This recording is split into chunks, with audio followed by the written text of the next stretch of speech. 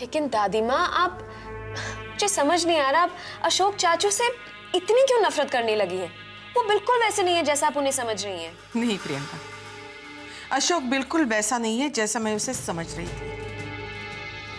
तेरे माँ बाप ने, चाचा चाची ने लाख गलतियां की, 100 बार अशोक से लड़े, पर अपने खानदान का मजाक उड़ाने अदालत तो नहीं गए। और तेरे अशोक चाचा बिना मुझसे एक बार भी पूछे सीधा अदालत में चले गए। दादी माँ, लेकिन जब उन्हें पता चला था कि आपके साथ यहाँ धोखा हो रहा है तो उन्होंने आपसे बात की थी ना? की थी, पर यह नहीं बताया था कि मेरे कुछ ना कहने पर वो अदालत जाएगा।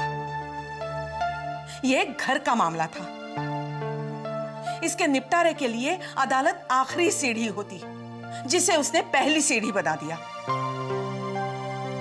अगर उसका दिल साफ होता तो ऐसा कभी नहीं करता।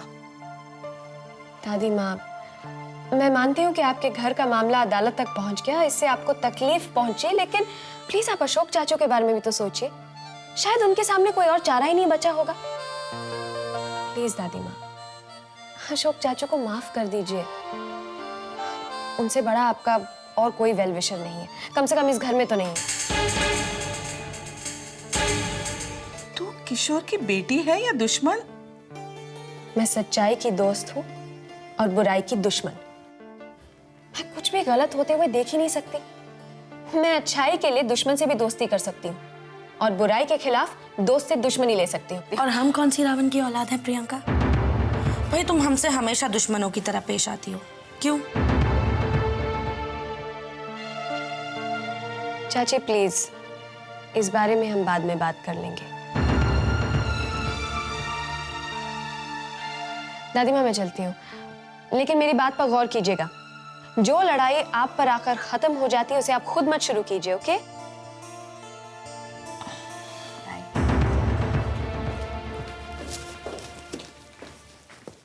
एक सेकंड, 2-4 दिन से देख रही हूँ कि तुम रोज सुबह निकलती हो घर से और सीधे शाम को आती हो। कहाँ गायब रहती हो? चाची, ऐसा करते हैं, आपके जितने भी सवाल है ना, आप एक एक करके दादी माँ से पूछ लीजिए, वो सब कुछ जानती है। और अगर फिर भी कोई सवाल बच जाए तो मैं शाम को आ रही हूँ, तब बात कर लेंगे। बाय। देखिए इसके तेवर, देखिए माँ जी, न जाने ये लड़की कब कौन सा गुल खिला बैठेगी। आखिर ये जाती कहाँ है? नौकरी करने। क्या?